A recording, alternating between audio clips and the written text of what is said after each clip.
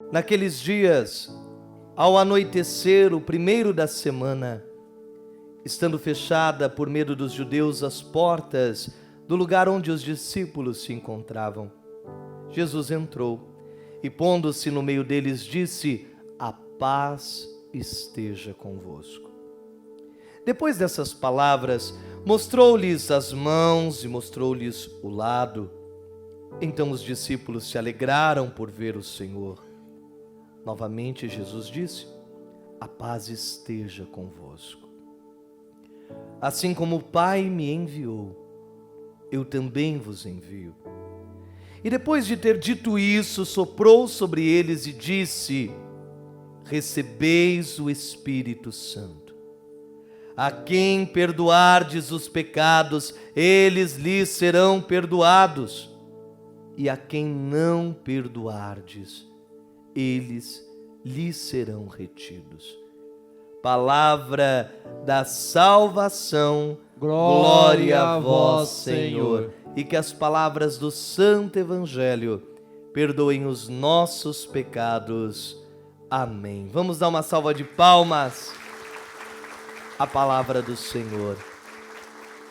Podemos nos assentar. Meus amados e minhas amadas, nós estamos hoje em um dia de festa.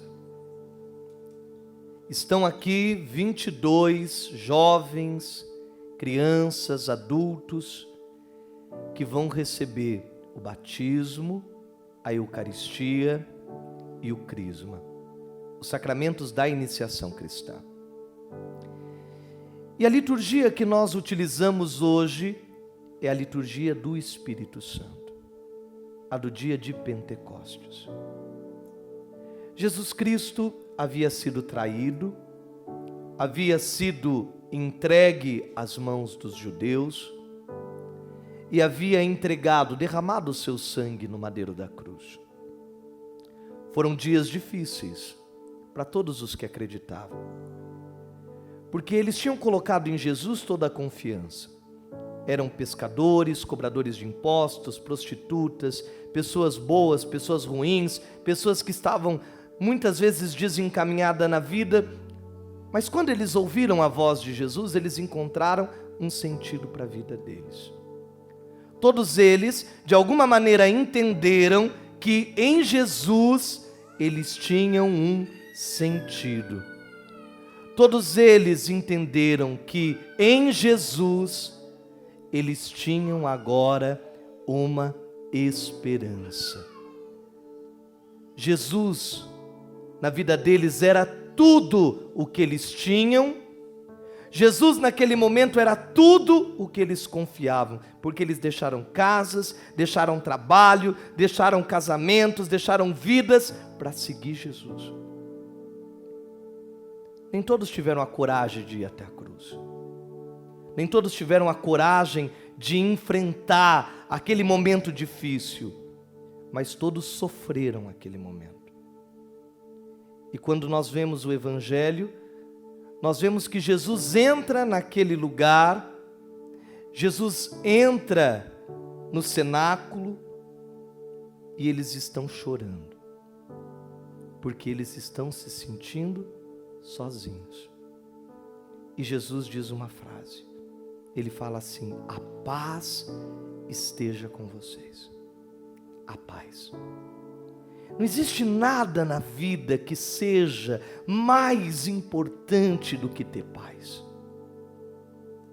Porque você pode ter dinheiro, você pode construir uma casa, você pode construir um palácio com dinheiro, mas um lar você só constrói com amor. Você constrói com paz. O dinheiro não constrói um lar. Você pode, com o dinheiro, ter a mulher que você quiser, o homem que você quiser, você pode ter e comprar qualquer pessoa, mas você não compra o amor. Você pode conquistar das pessoas a inveja, os ciúmes, você pode até comprar os amigos, mas você não compra o respeito. Você pode dar o que você quiser para os seus filhos. Você pode dar boa educação, pode dar escola, pode dar faculdade, você pode dar um diploma. Mas o respeito do seu filho, você não compra. Você conquista. Então Jesus diz aqui para eles: olha, a paz que vocês vão receber não é a paz desse mundo. Não é a tranquilidade desse mundo, não. A paz que vocês vão receber agora é a paz do Espírito Santo, a paz que eu vos dou. E ele diz: que a minha paz esteja com vocês. E aí ele diz: o que vocês experimentaram aqui, vocês precisam testemunhar nesse mundo. Isso que é o difícil. Eu acho que no mundo talvez nunca existiu tantas igrejas como existe hoje. Nunca existiu tanta placa de igreja como existe hoje. E o mundo foi tão pouco cristão como ele é hoje. Porque tem muita gente falando de Jesus, muita gente cantando Jesus, mas no mundo tem muita pouca gente vivendo Jesus. Tem poucas pessoas que fazem as outras se sentirem com Jesus. Por quê? O princípio da presença de Jesus é a paz. Que cada um com a sua missão tem a obrigação de construir. A paz dentro de casa, a paz no casamento, a paz na vivência, a paz com os filhos, a paz no trabalho. Mas não. Existe um mundo que vive da guerra, da beligerância, que vive e convive e estimula a violência para quê? Para dominar, para dividir, para segregar. E aí coloca um contra o outro, divide um reino para destruir. E por que que as famílias se acabam? Porque elas se dividem.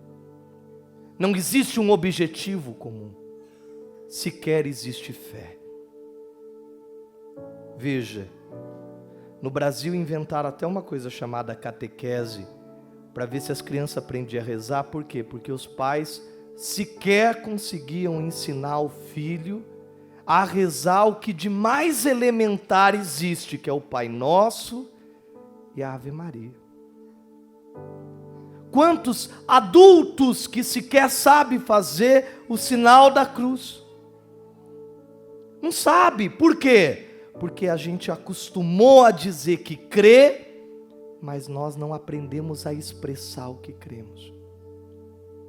E às vezes diz: mas aquela criança vai na igreja, ela não consegue assistir à missa, ela não consegue participar, aquela pessoa fica inquieta. Sim, não tem essa experiência de oração. São poucas as casas em que você encontra a oração ao acordar, a oração para comer, a oração para dormir. São poucas as casas que se reúnem para rezar, como os discípulos estavam no dia de Pentecostes. Maria, a mãe de Jesus, é aquela que une os 12 e diz assim: olha, nós vamos pedir porque Ele nos prometeu o Espírito Santo. Nós vamos orar aqui. Isso vale também para os casais.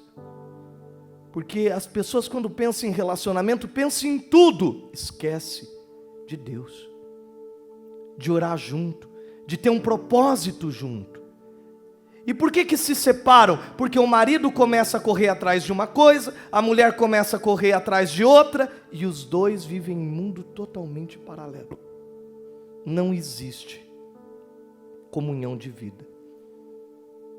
Existe uma república, onde mora todo mundo junto, divide as despesas, divide as tarefas, convive, de vez em quando dá uma namoradinha, uma sapecada. Às vezes também não. E está tudo certo. Mas isso não é família. Porque a base da família é a união de um pai, de uma mãe, de filhos no Evangelho. O que uniu o grupo dos apóstolos foi a oração. Foi o clamor a Deus, que invocando o Espírito Santo, veio sobre eles e tomou de tal maneira que todos, ainda que de idiomas diferentes, ainda que de nações diferentes, ainda que de credos diferentes, podiam ver que havia algo de diferente neles, que era o Espírito Santo. E é isso que nós hoje temos que clamar aqui nessa igreja, a presença do Espírito Santo dentro de nós. Nós fomos batizados, somos crismados, recebemos a Eucaristia, porque nós fazemos parte de uma igreja que nasceu dos apóstolos e que veio até os dias de hoje, com uma só fé, sem desvio, sem mudanças, sem doutrinas humanas, com uma base, o Evangelho de Cristo. Porque foi Ele que disse aos apóstolos, ao soprar sobre eles, como um dia o bispo soprou sobre mim, e disse: batizai em nome do Pai, do Filho e do Espírito Santo. A quem perdoardes os pecados, eles serão perdoados. A quem não perdoardes os pecados, eles lhes serão retidos. E disse, também naquela última ceia: fazei isto em memória de mim, e toda vez que comerdes do meu corpo e beberdes do meu sangue, eu estarei em vocês e vocês em mim. É comunhão. Não é nós que inventamos isso, é Jesus que pediu a nós. E hoje nós somos convidados a olhar para Jesus como os discípulos e dizer: eu amo Jesus e quero Ele na minha vida. Ou dizer: eu não creio e eu não comungo dessa fé. Não é errado.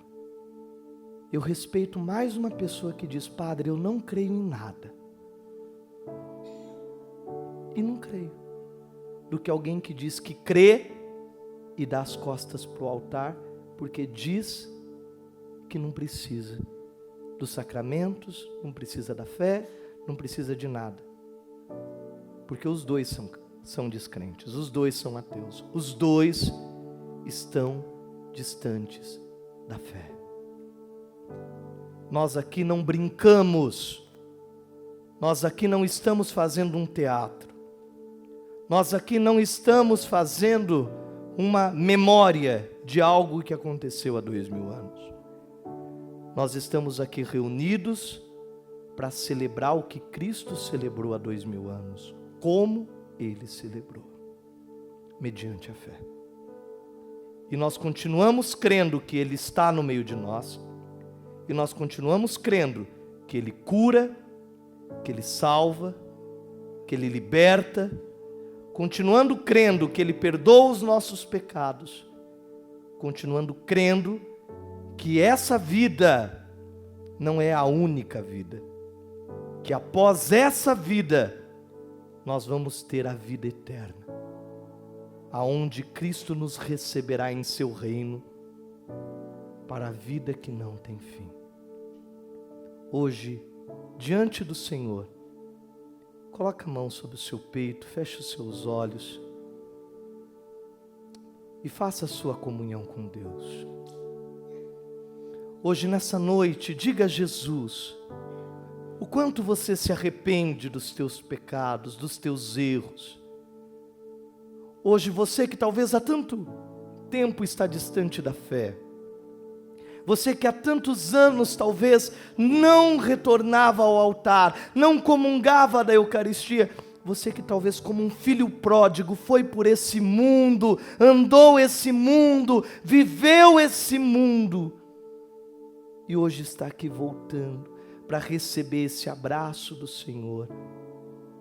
Pede hoje a Deus que te abrace, pede a Ele que te envolva, pede a Deus que hoje te dê essa vida nova, mediante a sua fé. Amém.